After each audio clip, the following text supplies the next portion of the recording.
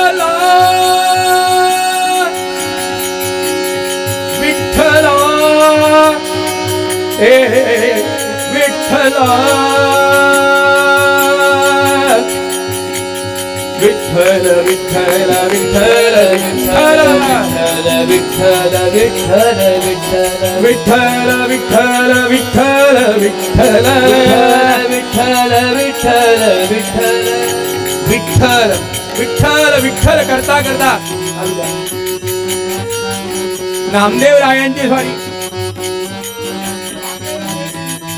खाली वाकली वाकली वाकली विठ्ठल विठ्ठल विठ्ठल विठ्ठल हातामध्ये ओंजळभर वाळू आणली परिसा भागवता समोर आली विठ्ठल परिसा परिसा या ओंजळीमध्ये वाळू आहे याच्यातनं कोणताही खडा उचल तो परीस आहे. त्यांनी पाहिलं नाम्या कोणाला सांगतो तू हे मला फसवतो. नामदेवरायांनी पाहिलं नाही. परिसा भागवतांनी पाहिलं ए काय रे तुझ्या हातात. तो निघाला होता शेतात खुरपायला खुरप होत इकडे दाखव दाखव इकडे. अबा तो आता शेवटी इकडे कोणाला काही म्हणलो नाही मी इकडे घाबरले काय कोणी कोणाच्या हातात. त्यांनी पाहिलं हे दाखव इकडे दाखव म्हणल्यावर तिथे मी खुरप दाखवलं. परिसा भागवतांनी उचलला खडा लावला खुरप्याला. सोन्याचं झालं ना. परिसा थोडासा चपापला. त्यांनी दुसरा ए तुझ्या हातात काय इकडे आण रे. त्याच्या हातात कुदळ घेऊन चालला होता तो. त्यांनी तो खडा टाकून दिला दुसरा उचलला लावला.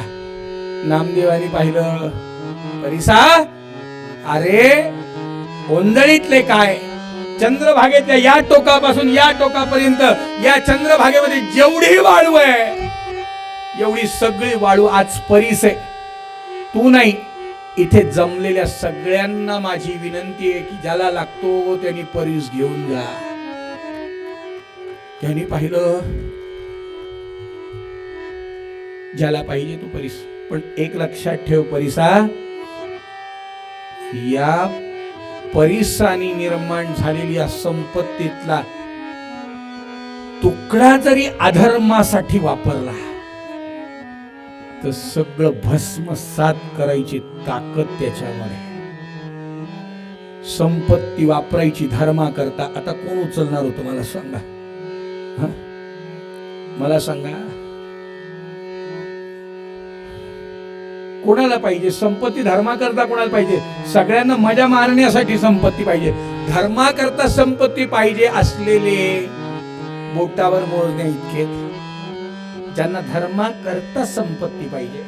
नाही तर बहुतांशी आमच्या जीवनामधल्या आमच्या वासना पूर्ण करण्यासाठी म्हणून प्रत्येकाला जी संपत्ती पाहिजे ती स्वतःची वासना पूर्ण करण्यासाठी आपली स्वतःची इच्छा पूर्ण करण्यासाठी कोणाचीच हिंमत. अहो साधी परिसा भागवताची सुद्धा हिंमत झाली नाही परीस घ्यायची. त्यांनी पाहिलं परीस नको. नामदेवाच्या पायावर डोकं ठेवलं. नाम्या नाम्या मला परीस नको. नाम्या तुझा हात माझ्या डोक्यावर ठेव. तेव्हा नामदेवांच्या बायकोला कळालं आपला नवरा काय आहे. नाही तर आतापर्यंत तिला वाटलं आपला नवरा म्हणजे विठ्ठल विठ्ठल विठ्ठल विठ्ठल. तिने पाहिलं हिच्या नवऱ्यानी 12 वर्ष तप केलं एक खडा मिळवला. आपल्या नवऱ्यानी अख्खी चंद्रभागा परिसाची केली. काय आपल्या नवऱ्याची ताकद आहे. नामदेवाच्या पायावर डोकं ठेवलं. परिसा भागवतानी पाहिलं आजपासून तू नाम्या नाही. आजपासून नामदेव महाराज नामदेव महाराज मला अनुग्रह द्या. नामदेवरायांनी त्याला अनुग्रह दिला आणि अनुग्रह देऊन त्याला सांगितलं की याच्यानंतर कधी देव प्रगट जरी झाला तरी त्याला मागायचं काय हे कळालं पाहिजे. जर तुला ते कळालं नाही तर उपयोग नाही. प्रसादात काय मागणार. मूळ पदामध्ये तुम्हाला मला जे सांगितलंय जे शिकवलंय आणि जे आपण शिकलोय तेच आपल्याला फक्त मागायचं. प्रसाद हा मजय द्यावा देवा प्रसाद हा मज द्यावा, प्रसाद हा मज द्यावा, देवा प्रसाद हा मज द्यावा. झालेली सेवा समर्थ सद्गुरु श्री ब्रह्मचैतन्य महाराजांच्या चरणी समर्पण करायची. उत्तरोत्तर त्यांच्या कृपेने आपल्या जीवनामध्ये नामस्मरण, धर्माची सेवा, धर्माचं आचरण आणि अंतिम श्वासापर्यंत त्यांची सेवा, एवढ्याशिवाय आपल्याला तरी दुसरं काही मागायचं नाही. 9 दिवसांच्या कीर्तनाचं फलित म्हणून त्यांनी आपल्या डोक्यावर हात ठेवून एवढंच करावं की आमच्या हृदय मंदिरामध्ये त्यांचा वास असावा, मुखामध्ये रामाचं नाव असावं, त्यांच्या चरणाचं अमृत अखंड आपल्याला मिळावं आणि शेवट आपल्या जीवनाचा आत्मसुता प्रभू प्रसाद द्यावा, वियोग ना कधीही त्यांचा वियोग होऊ नये, त्यांच्या व्यतिरिक्त आपलं जीवनच जगू नये, अशी आपल्या जीवनाची बैठक तयार झाली पाहिजे. आणि ही सेवा आज आपण आपल्या सद्गुरूंच्या चरणी समर्पण करू. सद्गुरूंच्या चरणी ही सेवा समर्पित करत असताना 9 दिवस ज्यांच्या संयोजनामुळे आणि ज्यांच्या प्रचंड परिश्रमामुळे हे सगळं घडून आलं, त्या सगळ्या आयोजकांना सहकार्य करणाऱ्या सगळ्या भक्तांचे मनापासून आभार. अखंड भगवंताची सेवा सगळ्यांकडनं घडून घेत राहू, आपल्याकडनं ती घडत राहू, अशी भगवंताच्या चरणी आपण सगळे मिळून प्रार्थना करू. या ठिकाणी या उत्सवाचं आयोजन करणारे पुराणिक गुरुजी आणि त्यांचे सहकारी, त्यांचे मनापासून आभार. आपण एवढ्या थंडीत कीर्तन ऐकायला बसलात, आपले आभार. नेहमीप्रमाणे साथीला उत्तम दिनेश गणेश असतातच. सगळ्या कीर्तनकारांनी त्यांचं एवढं कौतुक केलंय. मी त्यांना काल सांगितलं की माझ्याकडून तेच होणार नाही, फक्त बाकी सगळं होईल, पण कौतुक काही होणार नाही. पण जाऊ द्या, सगळ्यांनी केलं म्हणजे क्रमप्राप्त आपल्याला इथे करणं भाग आहे. दोघांनी उत्तम साथ दिली म्हणून दोघांचे आभार. सुहास महाराज बहिणीचा साखरपुडा करून वेळातला वेळ काढून कीर्तन सेवेला आले. जामखेडकर गुरुजी कायम बरोबर असतातच. सगळ्यांचे मनापासून आभार.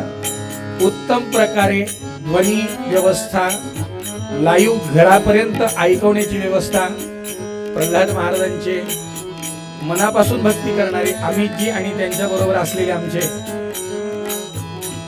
समर्थांची भक्ती, समर्थांची गडावर राहून सेवा करणारे, हे सगळेजण एका ठिकाणी येतात तेव्हा अशा प्रकारे हा दुर्मिळ असा योग घडून येतो. सगळ्यांचे मनापासून आभार. फक्त देवानी अखंड आपल्याला सुद्धा हाच प्रसाद देवा, ही प्रार्थना आरती आणि कार्यक्रमाची. प्रसाद हा मज, प्रसाद हा मज, प्रसाद हा. 2 तासाचा वेळ दिला होता. 7:45ला कीर्तन सुरू झालं. 9:45 वाजले. आरतीला सगळेजण जागेवरती उभं राहा. जय जय आरती श्री गुरुराया सद्गुरुराया, नमितो तव पदी संहरी माया. मी जीव हा ब्रह्मद्वैत पसारा,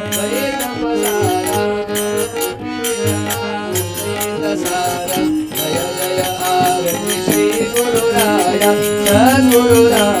नमितो तव पदी संहरी माया. चिन्मय खाणी, चिन्मय खाणी, शतमुखस्तविता मंगली वाणी. जय जय आरती श्री गुरुराया सद्गुरुराया, नमितो तव पदी संहरी माया. परम परात्